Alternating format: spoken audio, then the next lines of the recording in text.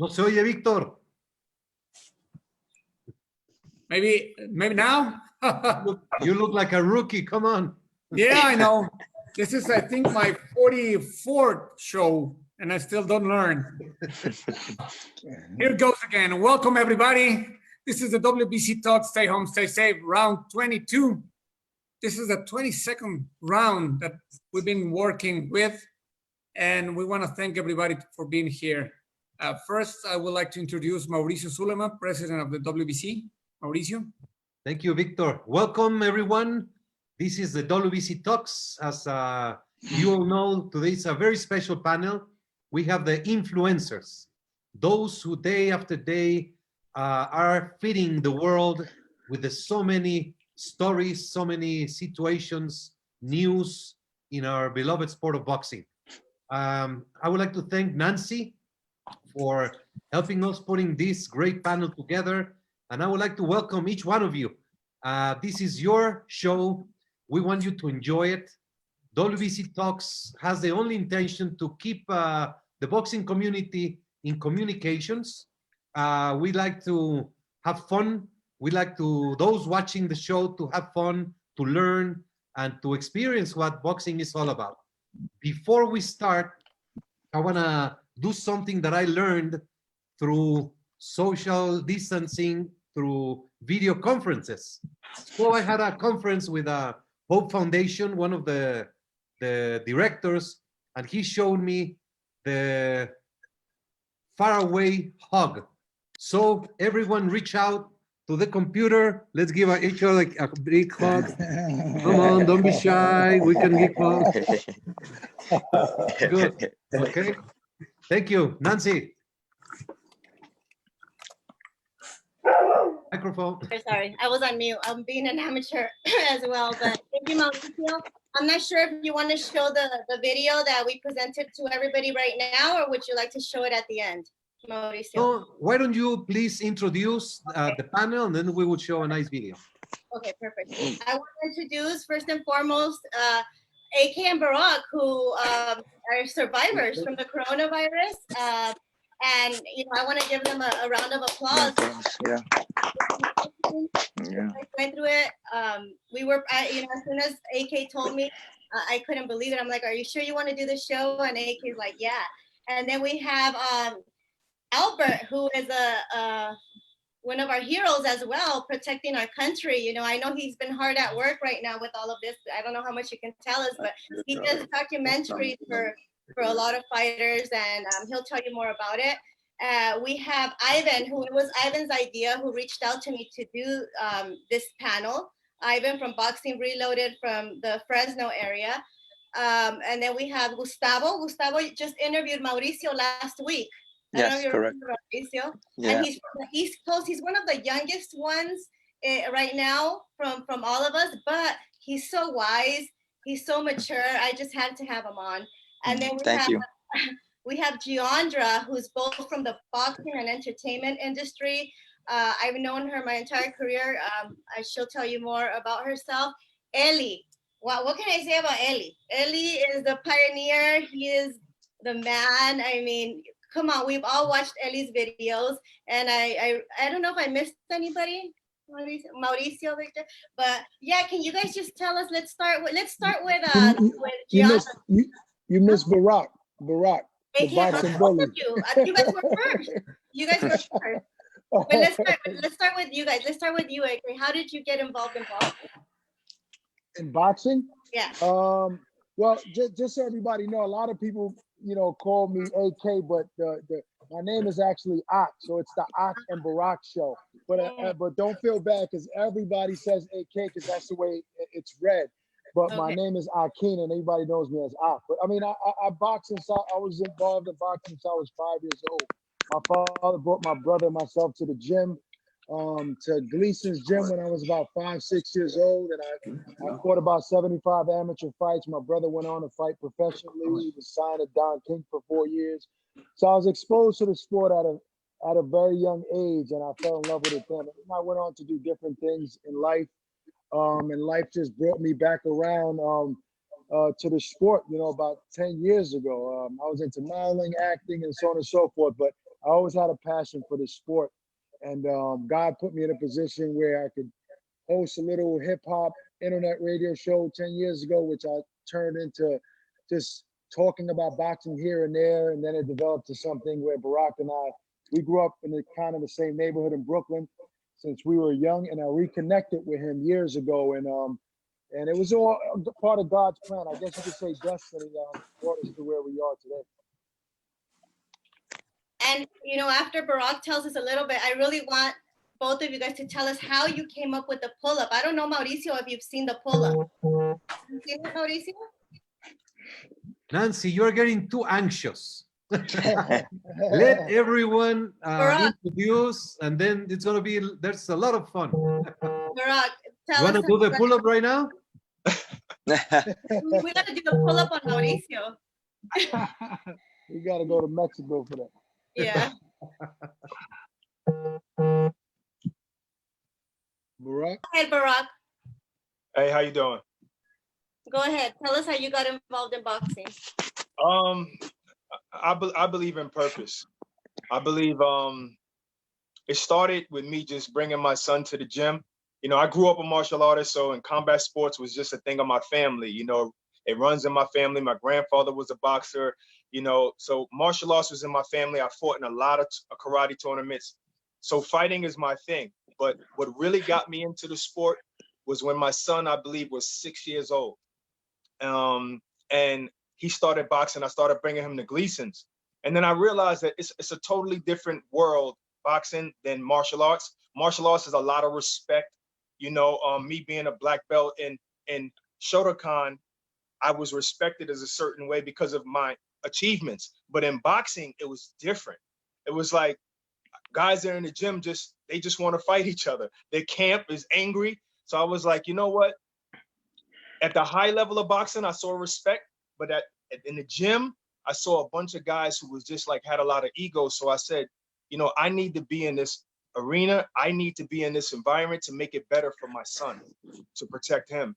And that's what really got me started, you know? And one thing led to another. I hooked back up with Ak. Like he said, we grew up in the same neighborhood as teenagers, you know, and our love for boxing just connected us.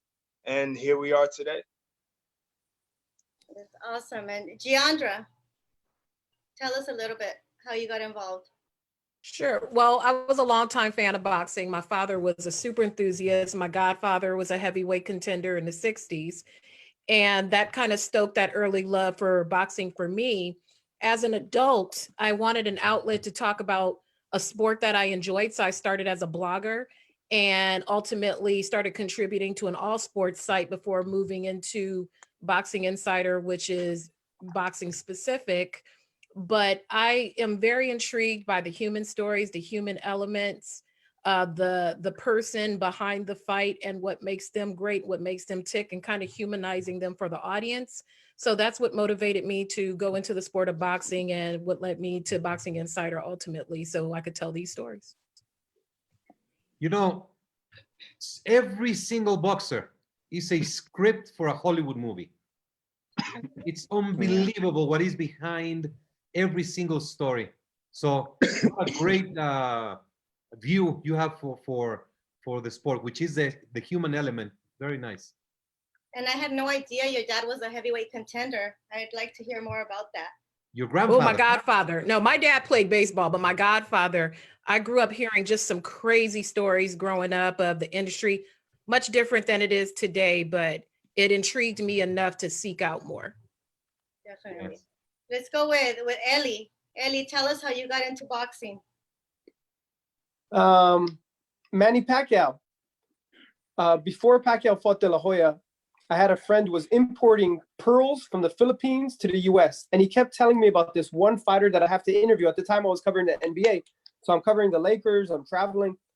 And he said, you have to interview the best fighter in the world. And I'm thinking he's talking about, you know, Mike Tyson, like a superstar that we all know. And he was like, no, this guy, my friend tells me that he's flying. And the second that the pilot announces that Manny Pacquiao won, the whole plane's going crazy.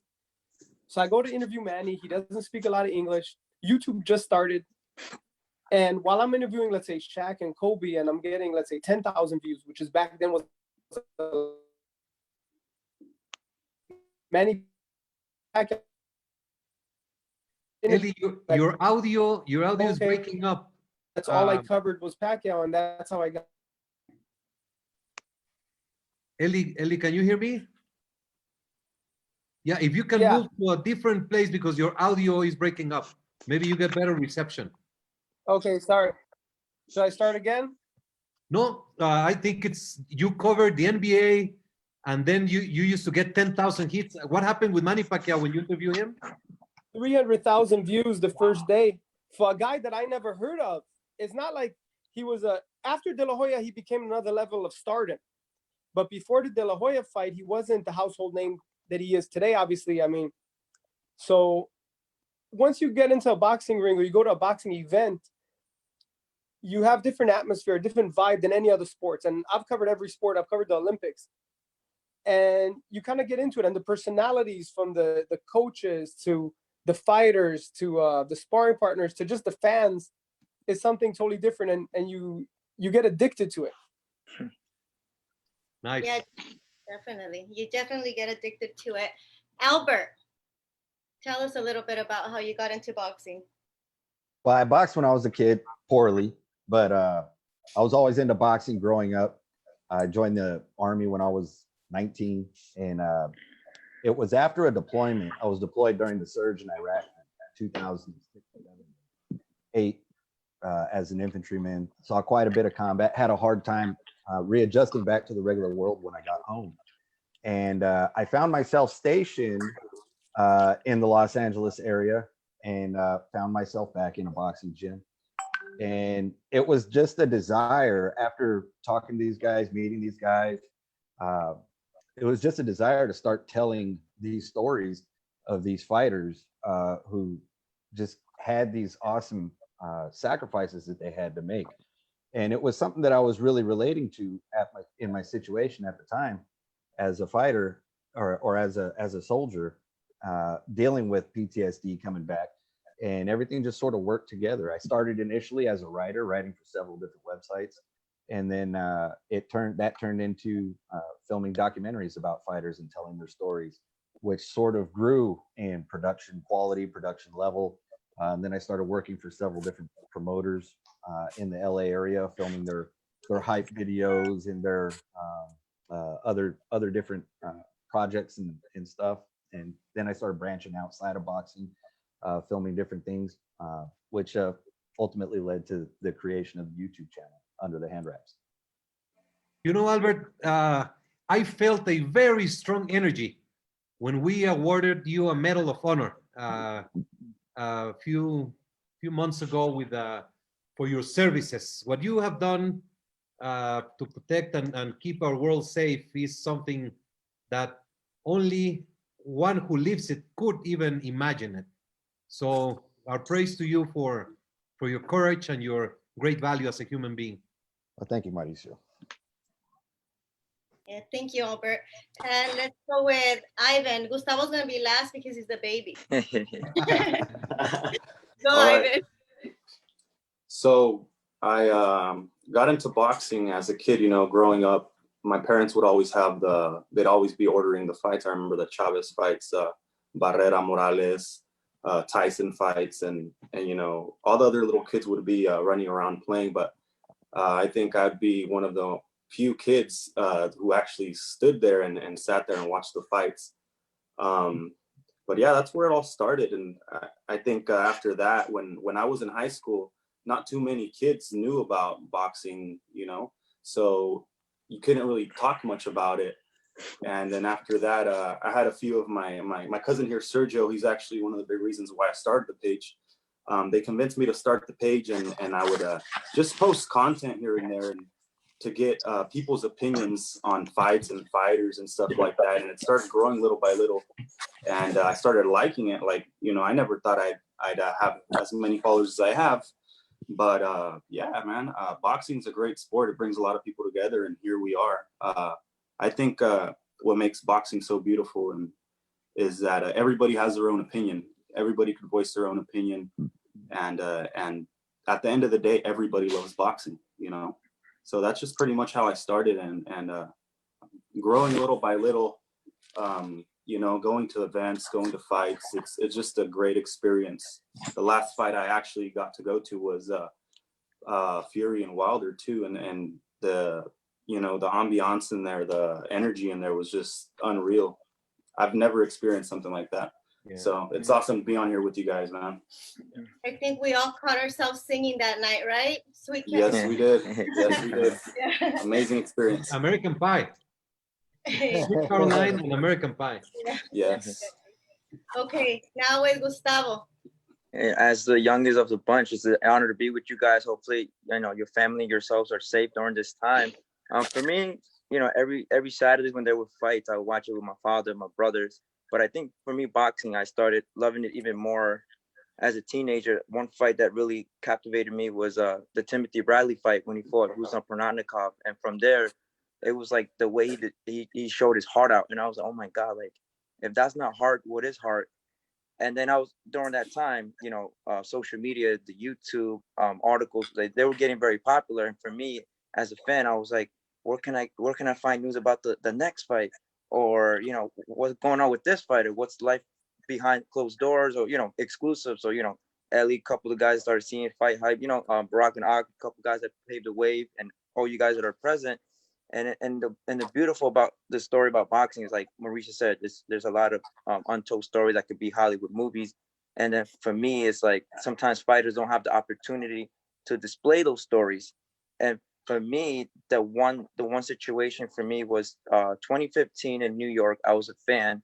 Canelo Alvarez versus Miguel Cotto press conference. I attended. This was like after work.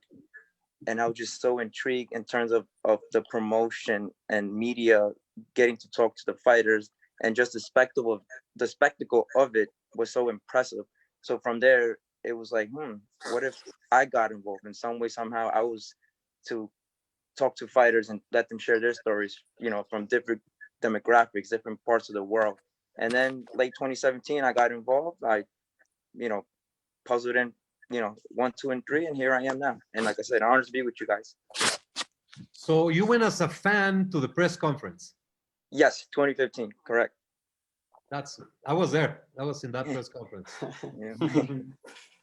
So I saw you. I met you there. Yes, I was 19 at the time when we probably first met. Yeah. Nice. And you still look like you're about 14 years old. Thank you. I try to stay young, you know. So if you don't mind, I would like to proceed and show you the video that we launched today as our world uniting together through our champions, through the voice of our heroes in the ring, telling everyone who is at home a special message. So let's see the video. 𝗧𝗔𝗟𝗡𝗗, please. We are living something out of the ordinary. Not ordinary times. Yes, sometimes we feel fear. We feel fear. There's a lot of uncertainty. Because the news and the media. We feel fear, even me, my point. We are locked up without being able to do anything. I know he doesn't want to yell at me. She doesn't really want to blame me. No, she doesn't really want to blame it on me. He's not to blame, and neither is my family.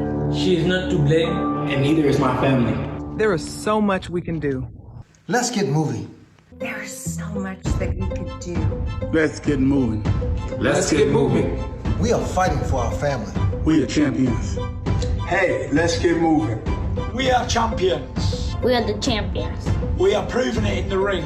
We've already proven it in the ring. We are champions.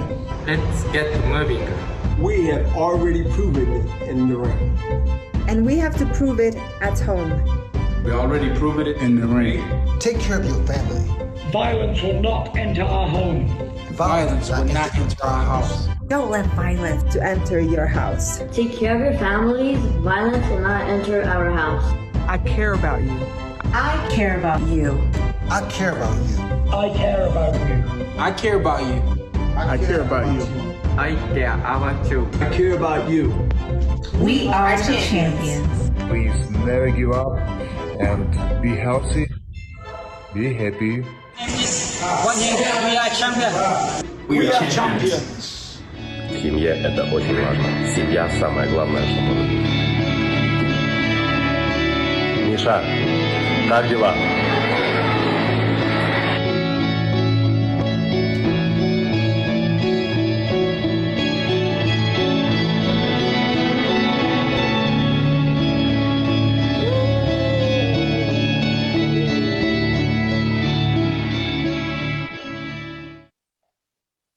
Bravo.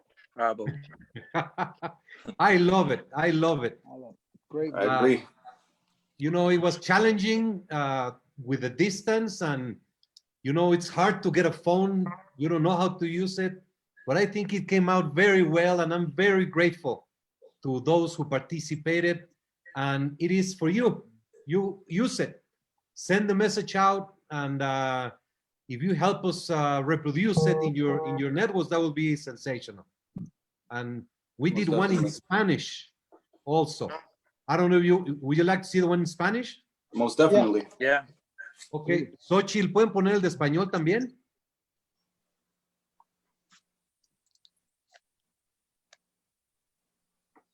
Okay, while they put it,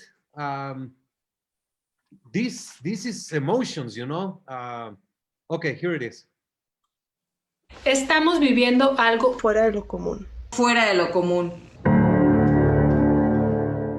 Sí, a veces podemos sentir miedo. A veces podemos sentir miedo. Mucha incertidumbre por lo que está pasando. Y aquí encerrados sin poder hacer nada. Yo sé que él no me quiere gritar. Yo sé que él No me quiere gritar. No, ella no me quiere culpar. Ella no me quiere culpar. Él no tiene la culpa. y mi familia tampoco. Ella no tiene la culpa y mi familia tampoco. Y tampoco mi familia. Ella no tiene la culpa. Yo sé que él no tiene la culpa Y mi familia tampoco. y ni mi familia tampoco. Hay mucho que podemos hacer. Hay mucho que podemos hacer. Vamos a salir adelante. Hay mucho que podemos hacer. Vamos a salir. Vamos a salir adelante. Hay mucho que hacer. Nos toca demostrarlo desde la casa. Somos campeonas. Somos campeones. Somos campeonas. Y nos toca demostrarlo En casa. Nos toca demostrarlo en casa. Ya lo hemos demostrado en el ring. Somos campeones. No permitas que la violencia entre en tu casa. Cuida a tu familia. No permitas que la violencia entre en tu casa. Cuida a tu familia. En nuestra casa En nuestra casa no entra la violencia. Me importas tú. Me importas tú. Me importas tú. Me importas tú.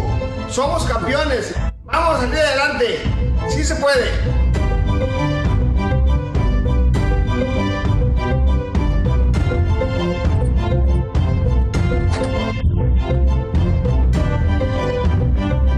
Somos campeones.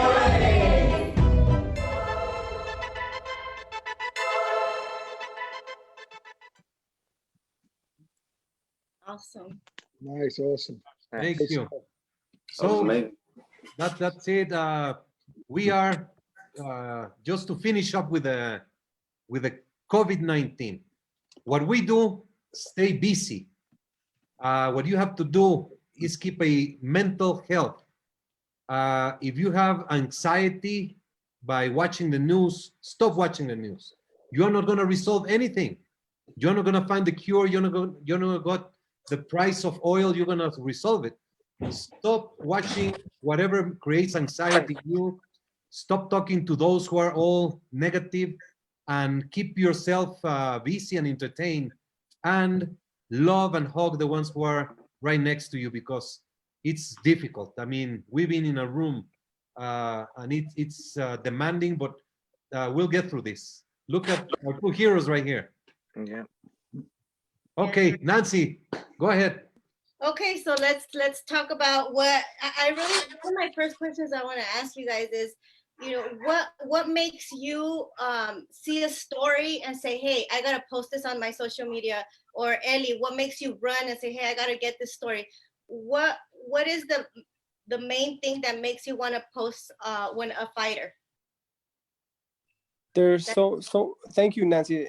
So many elements to it. It could be a fighter's preparing for a fight. It could be they're doing something with their foundation or some event in the community. When it comes to posts, you have to be responsible and you have to be careful to be fair in everything you do. not to come off like you're picking a side or picking one fighter over another. But what I realized when you walk into a boxing gym, there's endless stories and things can happen spontaneously. Like I know you just did something with Brandon Reels. There's never a boring moment with Brandon. It doesn't matter what's going on. Something will come up and it's going to become a story. Yeah. Yeah, definitely. And anybody else want to talk about what makes you put a post up on a fighter? Well, Yeah, since I go in and no, go ahead. Since I go in and I kind of do a little bit of different content, or long form, usually what I'm looking at is there some type of conflict? Is there some type of story that's going to be involved in the writing of this short piece that I'm going to do on this fighter? So it's not necessarily always just throwing up content for the sake of putting up content, which you'll see oftentimes. Is there something that this fighter, this boxer, is being challenged with at this moment, and how is he overcoming that challenge? That's usually what'll go into a good post.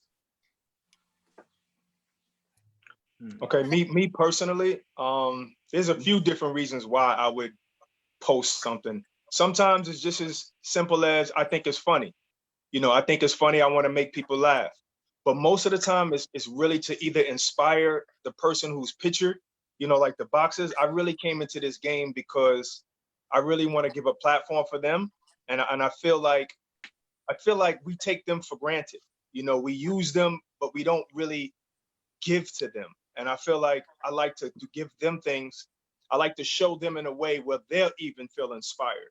And also, I want to edify the people. I want to edify whoever is watching and who's ever looking at my page. I feel like having a page is a great deal of responsibility, you know, and I don't take that lightly. But lastly, I want to say thank you to Albert for serving, man. God bless you, brother. You're the real hero, not me and Al. You're the real hero. Thank you, brother. Thank you. Nah, you guys are the real hero, man. I love you.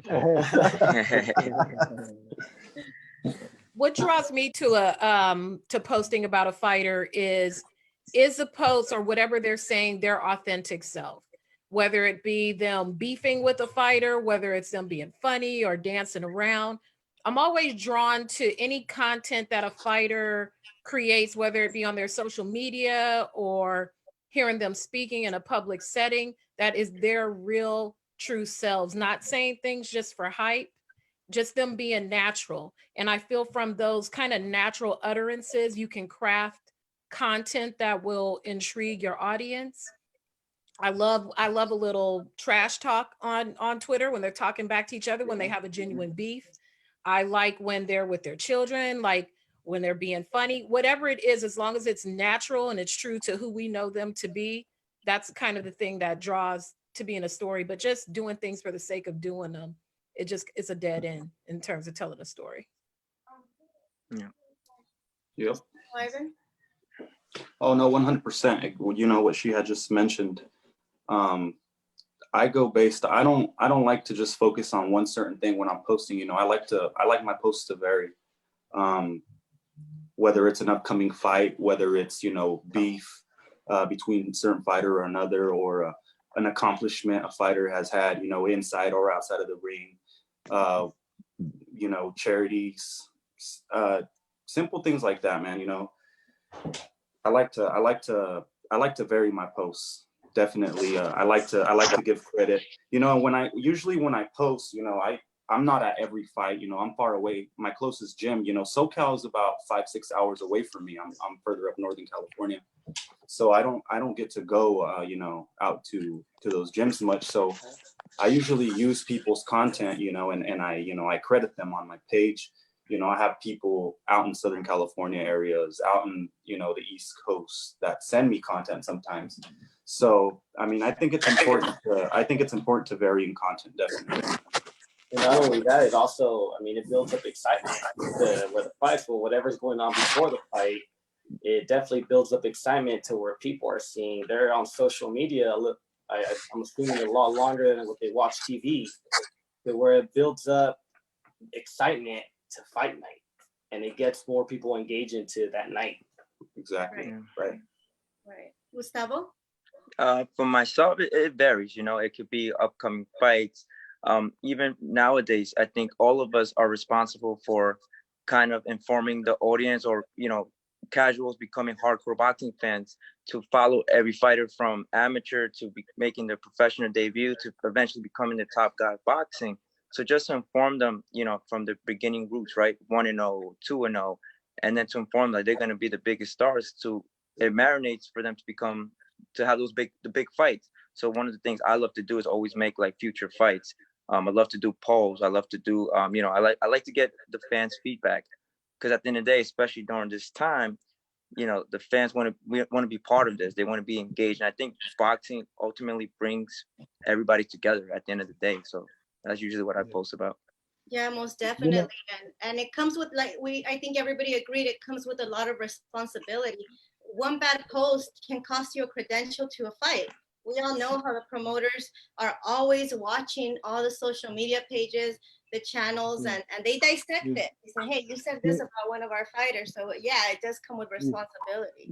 Yeah, you know, with me myself, I just like with 𝗥𝗡 and myself, you know, we're on different platforms like 𝗧𝗔𝗟𝗡𝗗, Nationwide Radio, and 𝗧𝗏𝗏. So sometimes our influence is not only on social media. So one of the, you know, you mentioned it earlier, the pull-up.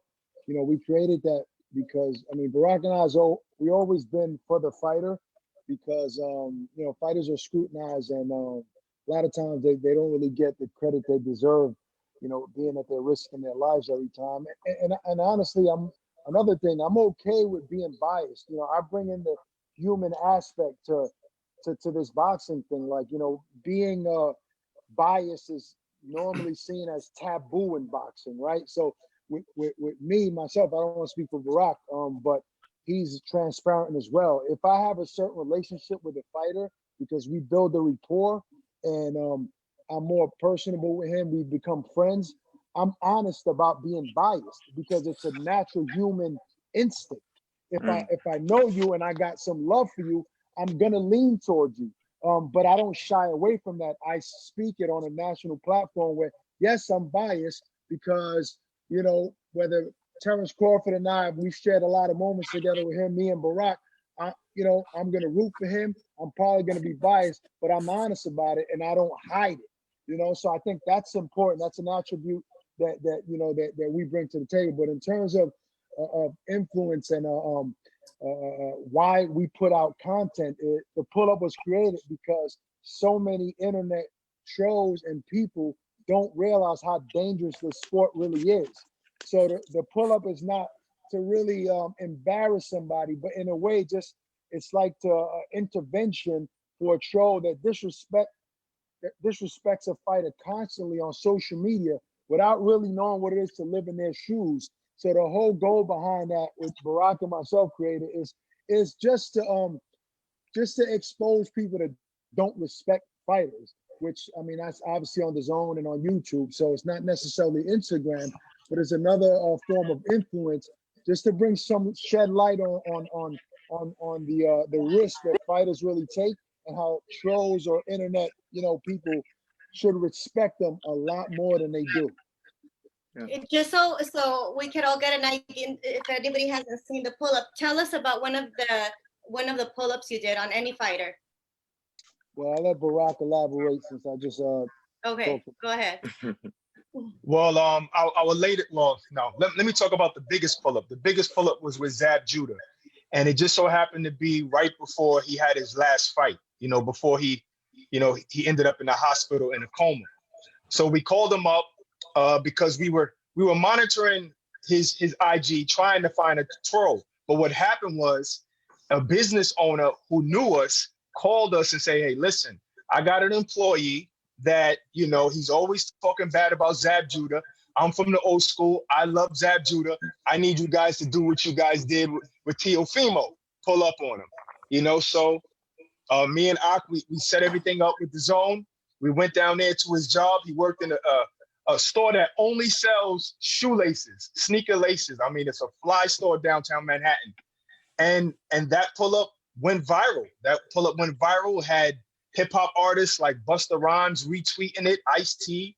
You know, it did almost 5 million views on Twitter. And it just goes to show, when you read the comments, you really see that people care for these fighters, and people all can actually to relate to that, relate to somebody online being disrespectful. You know, and a lot of times the internet provokes people to be somebody they're really not. So we're trying to expose them and say, hey, listen, these guys go through a whole lot. And it's just so happened that same week, 𝗧𝗏 fought and ended up in the hospital and had surgery on his brain. And that's how real it is. And that's what we're trying to show. I would like, Nancy, if I may, maybe this is my favorite program so far. Unbelievable. I'm on the other side today. And it's so interesting because the reporter is always behind the stories, behind telling the story of someone else. And I'm finding very interesting your minds on why, how, and how you do the things.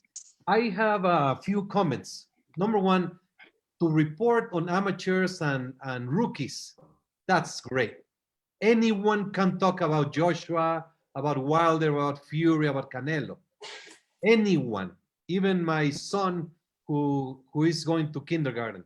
But to do stories about upcoming fighters, that's great.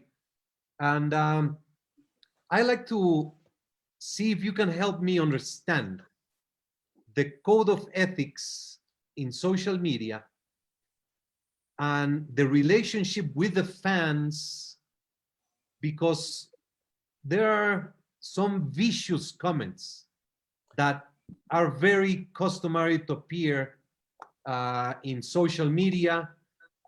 There's direct attacks, systematic attacks to X, Y, or Z.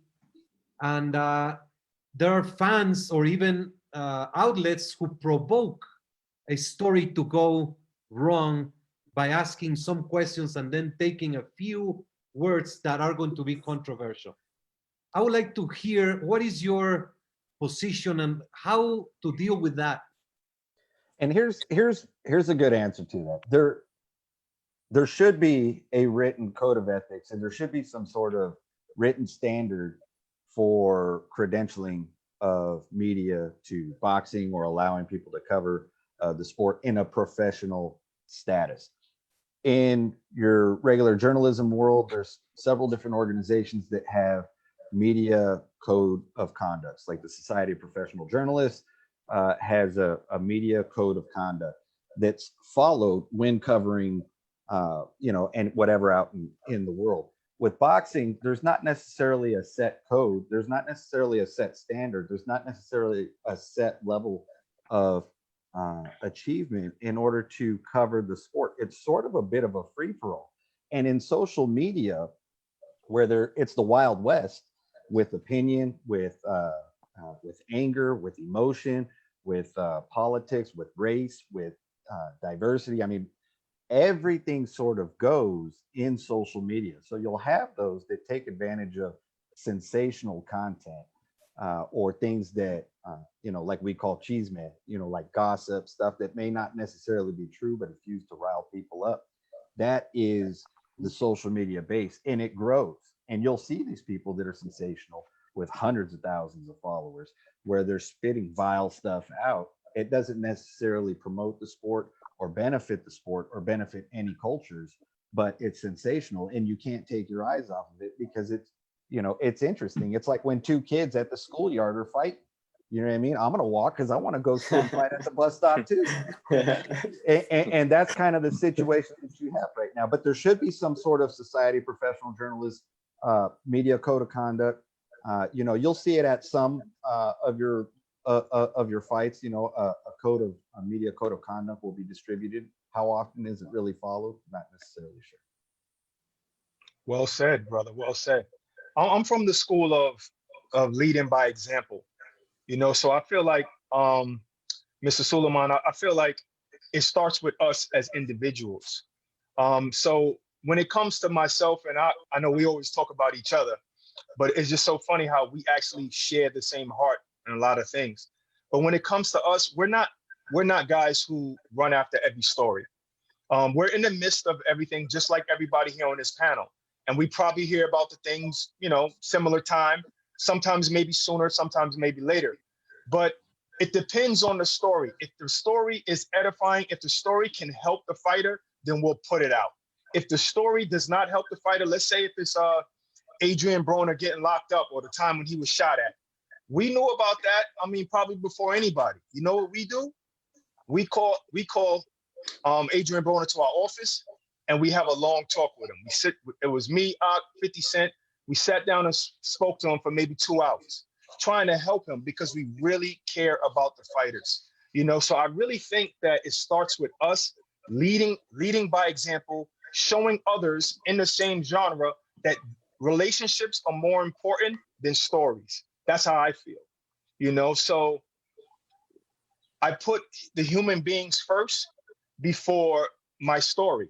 So that's why I might not, you know, promote a lot of things. So when I'm looking on Instagram, I see everybody posting about such and such. But if I feel like it doesn't help the fighter, then I won't even join in. I think it primarily depends on what your voice is within the sport.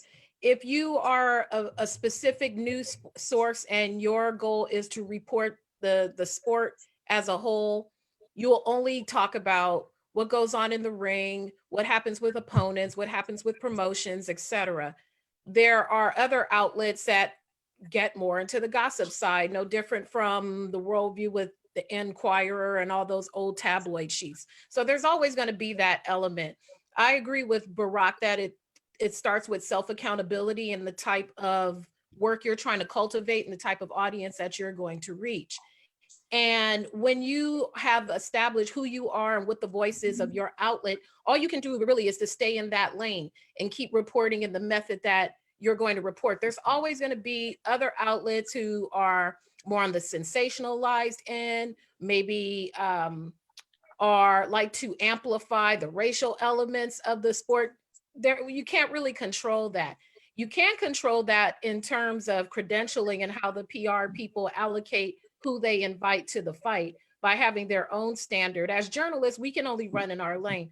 A lot of the oneness of that relies upon PR, the promoters, etc., and who they let into the fights. Beyond that, we can only have our tunnel vision, but there's always going to be that element of that gossip side because the sport wants the numbers. It's trying to compete with other sports. And if these sensationalized platforms are generating these thousands and hundreds and thousands of views, they're going to continue to be invited because it's more eyes on the sport who get to watch it. It's no different than, say, like the Shade Room. You know, it's a breeding ground for negativity, but they have 15 million followers. So when you want a story, it amplifies it to that level. The same with boxing. It may not, all press is good press. So even if it's not necessarily the press you want, since boxing has been relegated to a below the fold type of sport, you're still going to invite those type of outlets because you want those eyes on the sport. It's unfortunate, but it's just kind of like the cost of doing business. It's what do you want? Do you want more eyes or do you want more quality? And there lies in the rub. You know, it's so true. We live in a world where if you are violent, or just look at your kids, what do they play in their video games? It's all violence. You go to a movie, you have a exorcism movie and you have a very nice comedy, or we go to see the violent, the scary, the bloody things.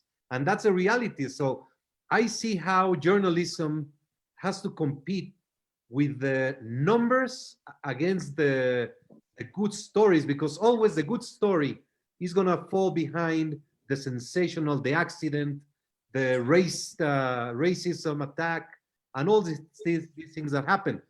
This leads to one more question that I have.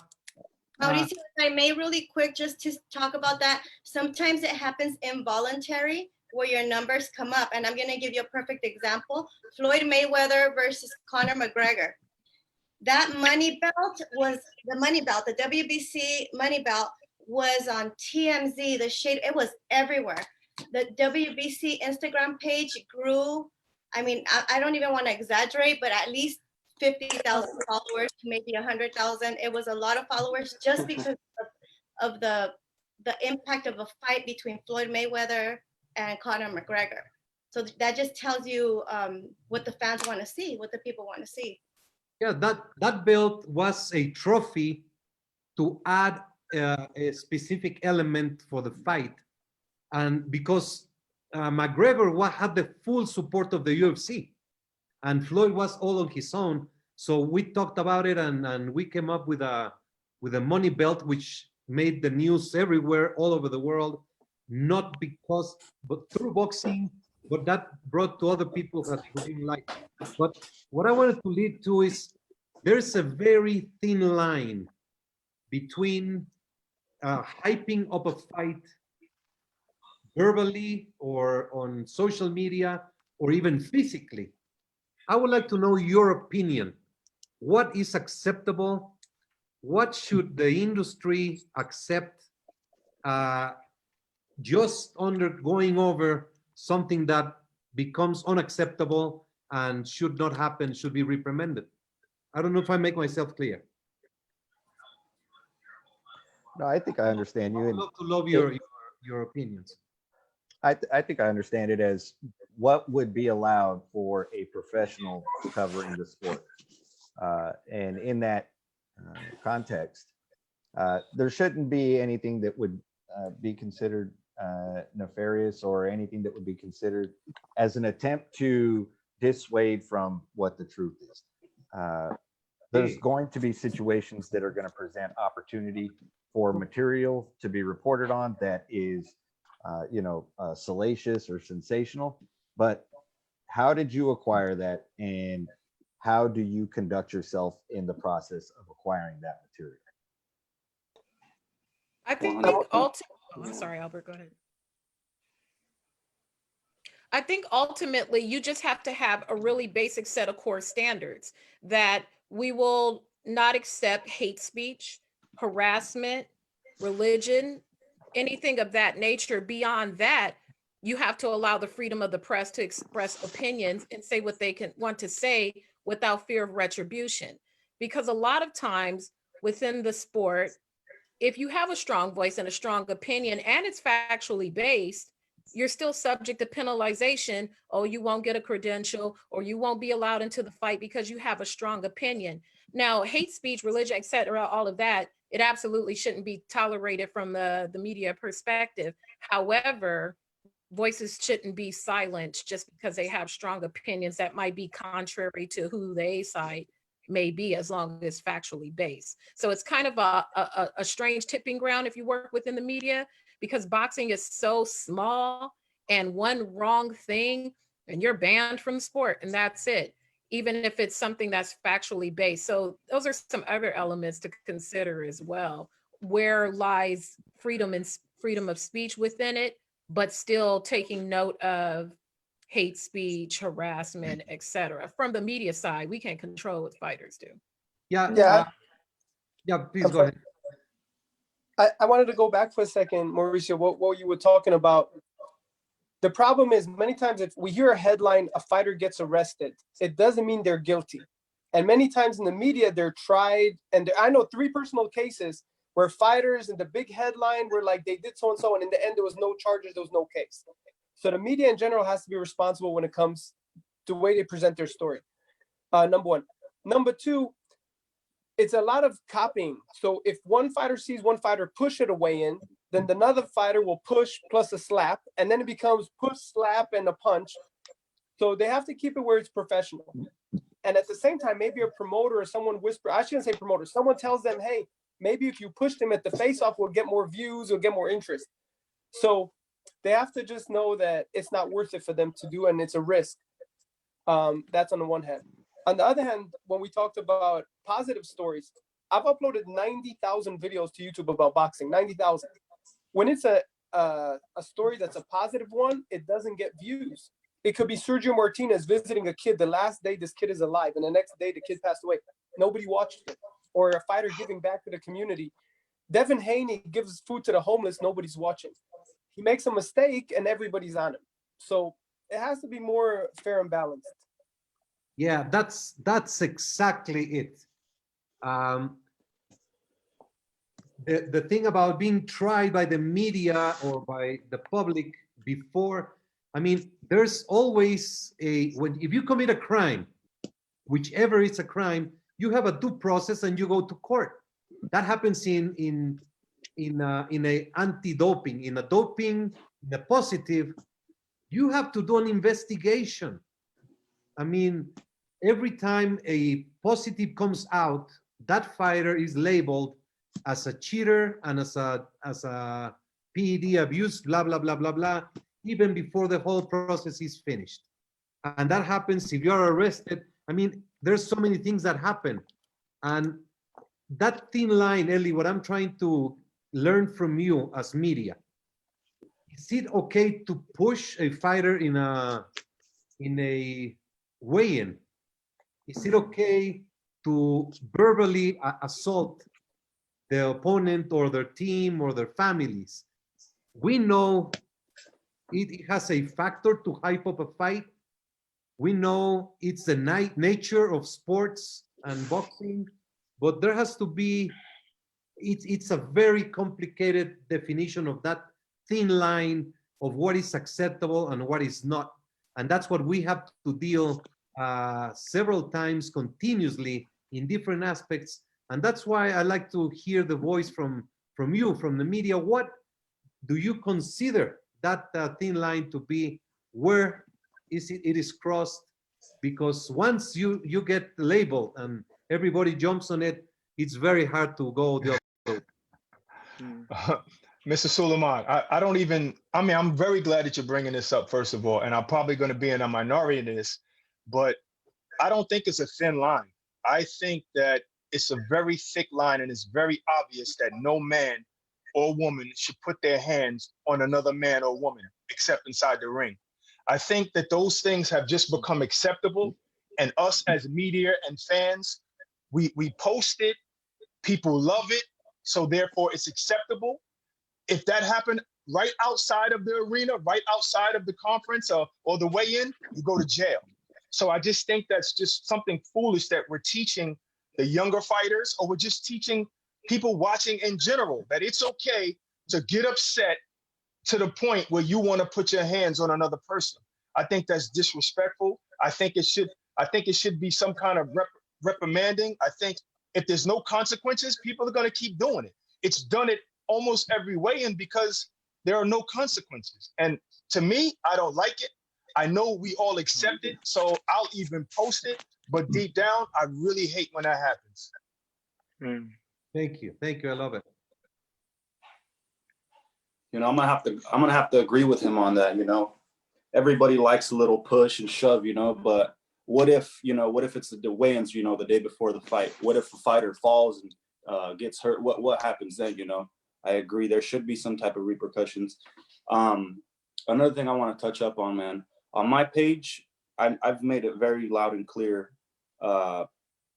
Any type of racial comment, I immediately block the person, and they have no, you know, they don't have a voice on my page anymore. You know, I'm just not one to condone any type of racial comment. And you see it a lot, unfortunately, especially on my page. And you know, I've had to lead a handful of people, and it's just, it's horrible. You know, let me tell you a story. My father went to New York City for a press conference. Mike Tyson against Lennox Lewis. My father is there, and there's a big curtain. It was a theater. There's a big curtain, so they are behind the curtain. Then the tables are set up. In front of that curtain, there's two little platforms where eventually each fighter stood up in. So my father is talking to all these people who are attending the press conference behind stage, waiting for this to happen. So all of a sudden, they come out. So my father is not looking, he's behind the curtain. Lennox Lewis come out, Mike Tyson comes out, and they were told to do a face-off. So Mike Tyson immediately went and faced Lennox. And that was staged. But nobody took in consideration the reactions. One of Lennox Lewis' handlers put his hand on Mike Tyson right here, and boom, Tyson threw a punch, and then it all started. And my father got injured in that. They all fall into the curtain. My father was there. He got hit and hit his head, and that changed his life. That brought him into a wheelchair. But that's the type of thing that you were referring. A push, and he falls from the stage, no fight. A punch, you get caught, something happens, no fight. So I love this concept of there's no thin line. It's very clear. Yeah. Okay. When Thomas DeLorme and Kareem Mayfield fought in New Jersey, they touched each other at the weigh-in. They put hands, and each one got fined 20% of their purse. So that was their biggest paydays of their career. But not a lot of people reported it. It didn't come out a lot. But if fighters would know they lose 20%, they're not going to do it. It's too much money on the line. Yeah. Yeah, that's where you got to get people, man, in their pockets where it hurts the most. Like, we all love the intensity of a face-off, right? Especially when it's authentic. Look, this is a barbaric sport. There's no question about it. So, the day before a fight, there's a lot of adrenaline going through your body, thoughts of battle. And I can respect and understand a fighter being in that moment. So you can, to be honest with you, some of the best face-offs that I've ever saw, fighters didn't touch each other at all. And it was just an intense stare, and you can feel the energy. And I've been fortunate enough to be at most of those weigh-ins in the last, 6-7 years, and being there, you can feel the intensity, and that alone drives you to want to see this fight the next day. So it doesn't necessarily mean that the punches, that might be the appetite of the general public, drama, but in reality, an intense face-off can have the same effect in you wanting to see a fight, opposed to pushing and shoving. But like Barack and Ellie mentioned, and all of you here, if they're reprimanded and if they're hit in their pockets, and this is something that, yes, that everybody, all of the media outlets put out there and report.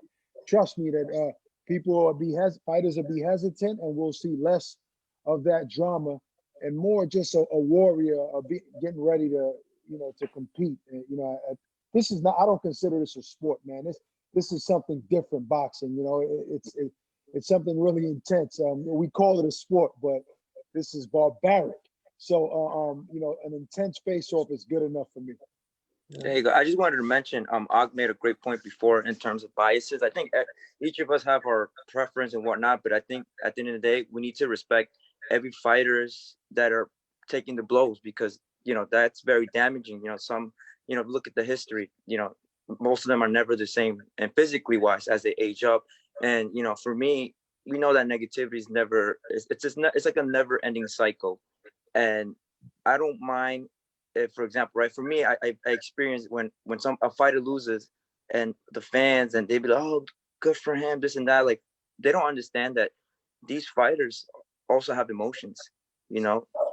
All the hard work they put in, they dedicate their craft. They gave up their whole childhood just to make their dreams come true. And I think, just for us media, I think I want to give everybody respect, because you guys are fair enough. You guys have your choices, but at the end of the day, I think you guys are all open-minded. I have DMs where people are like, oh, you should only represent this demographics, and I'm like, no, that's not my job. My job is to be open-minded and to better the sport and to educate others, different stories or different fights. I think, as long as you're being fair and you're open-minded to hearing others' feedback, even if it's negative, but just to educate them a little bit, I think it's a win for the sport. And just to point out, Gustavo, one of the things I respect about him, he's a young upcoming, boxing media person, and thank you, man. Appreciate it. There was a situation where I felt like he made a irresponsible mistake and about talking to Gervonta Davis, and I just voiced my opinion as a friend in his DM, said And I said, listen, I think you could have worded that differently because I don't want to point out exactly what video it was, but he might remember. And he was open-minded and just didn't feel, he wasn't embarrassed about it. He said, you know what, you're right. I could have worded that differently. My bad. That was wrong. And even though, I might even put it on the comments, but there's so many people that say that respond in a negative way. Oh, say what you want. Oh, as far as like comments, like it's, this is your job. Now, it's not your job to instigate and create something that really doesn't exist. You know what I mean? Yeah. Like where, so being open-minded and being able to take that criticism and apply it, it says a lot about your character. So I respect that. Yeah. And one thing I say to you, right? We all are different individuals, and the way we process things or the way we word things, we could analyze it differently. So, if your opinion was, like, say, for example, I might have used the words incorrectly. I didn't take that offense. Yeah. So, I wasn't offended by it because at the end of the day, you put in so much work, and I respect everybody's opinion, So, like I said, everybody reads text differently. So that's why when I said, I shouldn't be attacking him or not, because at the end of the day, if it was a respectful comment, you voice your opinion. And the only thing I could do as an individual, as a human being, is, just respect where you're coming from. And that's it. I think that's what the sport should always be about. Be open to, like you said, criticisms and what you could improve on, because nobody in this world is perfect, So, and I said, thank you for that, Thank you. Oh, yeah, go ahead, Albert. I'm going to bring it back to the weigh-in because in your story about your father, Mauricio, because back then you had a scuffle at the weigh-in and it was huge because there were a limited number of media outlets. Now the weigh-ins have to get bigger. They have to get crazier. People have to talk more. Things get more offensive because there's so many different outlets that are competing for that attention. And we got to be honest also. People don't cover boxing. A lot of people do cover boxing and don't get paid, but their means of getting paid is by the views, by people, by their YouTube channel, Google AdSense, however it is that, if they can maybe get some free t-shirts, from some boxing t-shirt guy, that's how these guys are getting paid. And if they can get more views, they're going to put that more sensational video up there rather than standing high on the morals and say like, oh, maybe I shouldn't post this video, because we've all been in that spot. And I've been standing next to quite a few of you guys in some of these scrums over the last 6 years where we said, man, I got this video, I'm going to post it. It's going up right now. We're running outside to get service to see who can post it first, and that at the end of the day, that's what it comes down to. But the responsibility or the onus on that has to go, it's a mix. Is it the fighter? Is it the media? Who's responsible for that? And there has to be some level of responsibility weighed on the fighter for how they carry themselves and how they conduct themselves. It's a bigger picture, and I'm sure we could probably break this down and analyze it 100 different ways of who's helping that fighter, who's managing him, who's in charge of him. What type of person is that fighter? Does his manager know what type of person that fighter is? And sort of try and limit those situations. But when you have those big events like a weigh-in, and you have people that don't conduct themselves like professional, it's a stain and it's sort of a curse of the sport, because this is the sport of the poor. We all do come from the streets. Well, not all of us maybe, but a lot of us do come from the streets, and we come from those backgrounds where, when things get intense, anger replaces professionalism. And those types of events will continue to happen. They're going to continue to be sensationalized because now our media pool lives and thrives off of that. Yeah. Albert, I wanted to mention, oh, sorry, you could go. No, that's a very good point about how these YouTubers get paid and how important it is to get views. That's a very good point, Albert. Yeah, I just wanted to mention, Albert. Oh, sorry, did I cut somebody off? No, go ahead. Oh, I just wanted to mention real quick. Albert made a good point about fighters should be accountable too, because there was a situation Albert just mentioned about the way YouTubers get monetized and in the competition, who's running and putting it up first. And there was a perfect example. I don't want to mention the names out of respect, But during in Miami Super Bowl weekend, a certain situation happened, right? And that happened to me. And in my head, I'm like, this is not a good way to go. So we try to ignore it, and we like, hopefully nobody puts it up. And unfortunately, a fan put it up, and it just made the fighter look bad. So I mean, like I said, fighters should be held accountable, and also media should know when to like put something up and not put up. So Albert was right on point on that. I think one of the common words that everybody's using is responsibility.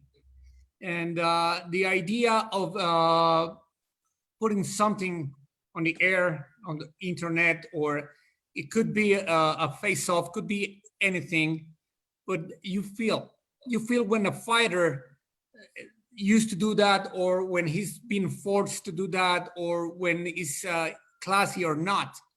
And then it's up to you to decide if you put it on or not. It is hard to educate people. It is hard, but it's a responsibility also for us to show them what should be in the sport and what shouldn't be, and what we like to show or not. And I love to use that, the responsibility and the thin line that used to be a thin line, but now we agree all that it's a thick line. I love that, Barack. Today is 𝗧𝗔𝗟𝗡𝗗 birthday. Happy birthday, Happy birthday, Brittany. And also, if you have never watched Carlos Zárate against Alfonso Zamora fight, today is the anniversary. It was called the War of the Z's because both are with Z. It's one of the greatest 4 rounds. It was it only lasted 4 rounds, but it was unbelievable.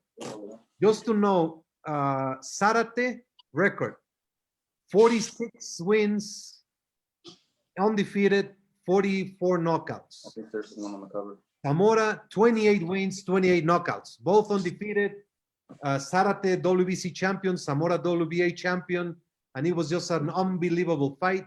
If you haven't seen it, it's a good celebration today, as it's their anniversary. Good one to watch today. And I do want to, I know you guys get a lot of emails, press releases from me. Not all of them get posted. Some of them I have seen, and thank you for supporting WBC and everything we send out. But for the prospect that's just getting into boxing, that isn't known, how can he reach out to your media outlet so you guys can put their content? How would you help out prospects? Here's some good advice for prospects and younger fighters that are just turning pro, or even fighters with 10, 15 fights that just don't have a fan base, or may fight in a different area. Get yourself out there. It doesn't necessarily have to be a specific kind of content. Just be consistent with some kind of content. If you go on a run every day, film yourself while you're running every day. If you have a hobby that maybe not a lot of people know about, film yourself doing that hobby and post that on a regular, consistent basis. Through that, your social media footprint will grow. Okay, it's those. Not everybody is going to be a Ryan Garcia type kid or like an Oscar De La Hoya. Not everybody's going to have that $1 million smile or a whole team behind them, building them into who they are. What you can do at the lowest level is be consistent, post stuff about your life, and you would be surprised how many people will start following. Well, Nancy, I agree with everything Albert said. If any kid out there wants to post, just send me a text message. I'll give him my number. It's 818-522-0221. It's very simple. 818-522-0221. And Albert is right. Just post yourself and be responsible. Make sure that it's you in the video. I'm gonna post act with my head on Act's body. Anybody else want to give some advice to the prospects trying to get exposure through social media? Sure, Nancy. Usually people reach out to me through Instagram, and I'm always publicly known for saying I don't do DMs, don't DM me. But I just say that, but truthfully, I look at my DMs. And I'm the kind of person that I have to know I have to really study that person. So let's say a young person gives me a DM. I'm looking through his page. I'm not just gonna post just because you're young and you want to get on. I'm not gonna do that. You know, I'm looking through your page and I'm trying to sift out your character, trying to see your character, trying to see what kind of person you are. If I see you smoking blunts in one picture or you know, disrespecting women in another post, then guess what? I'm not helping you.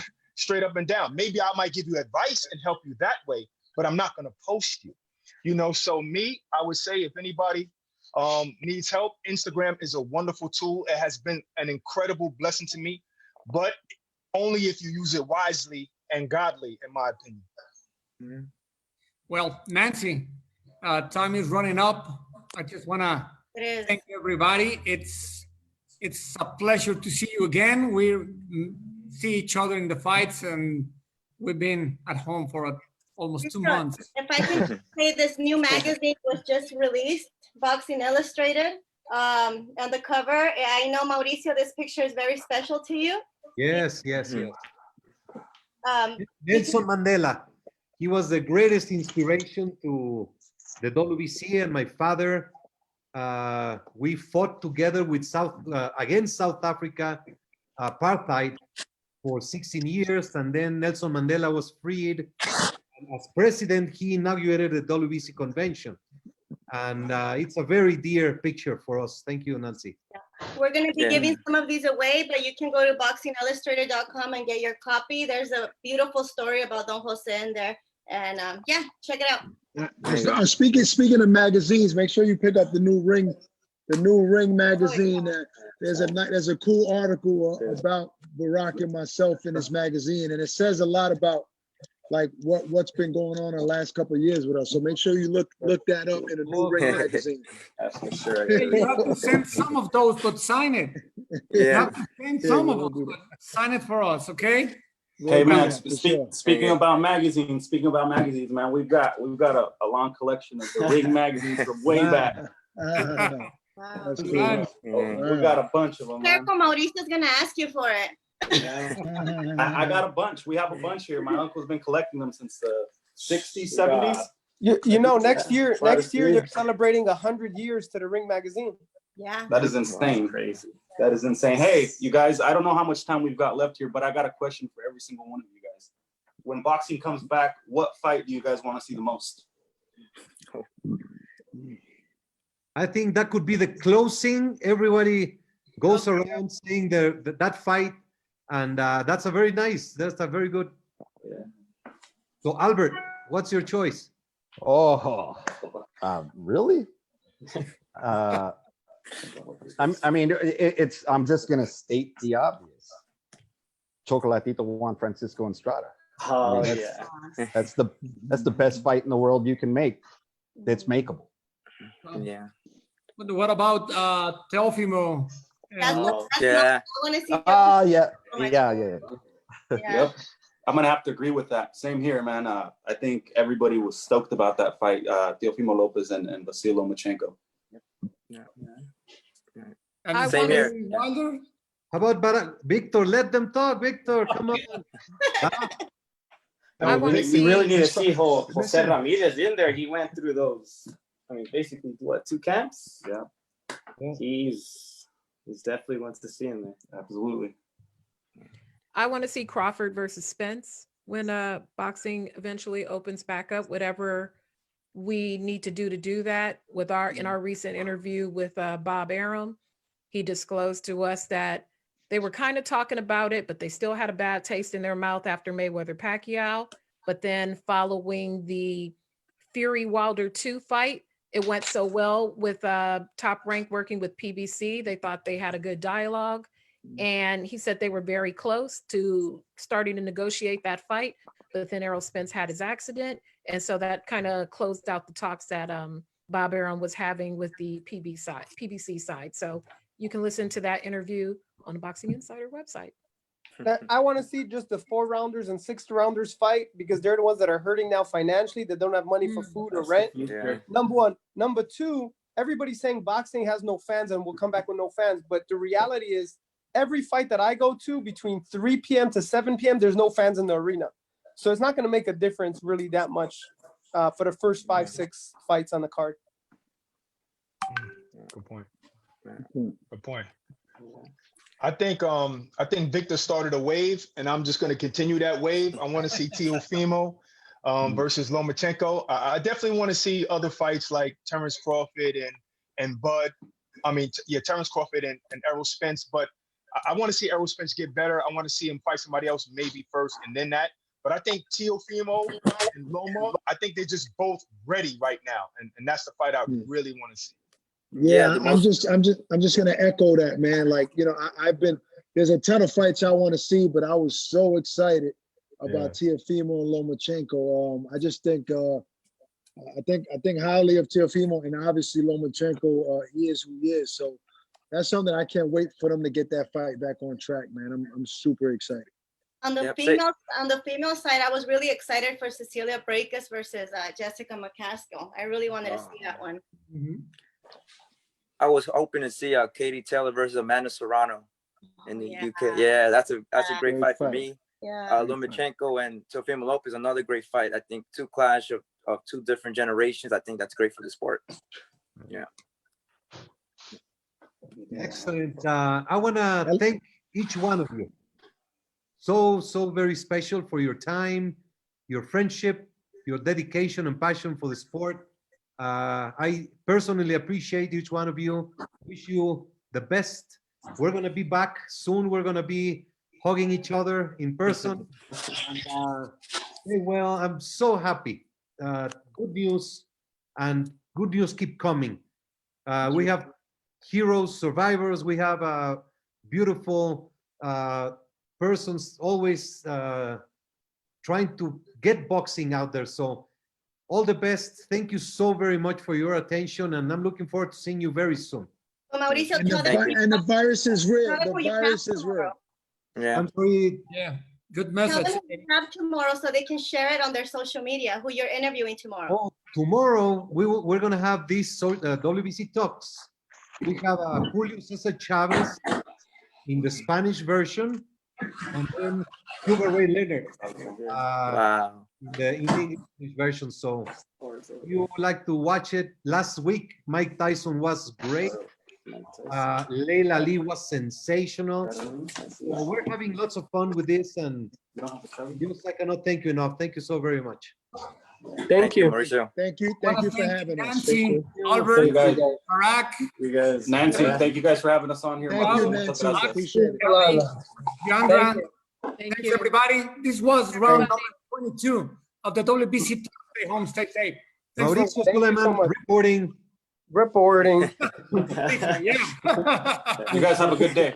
Stay safe. Stay safe. You too. Bye-bye. Okay.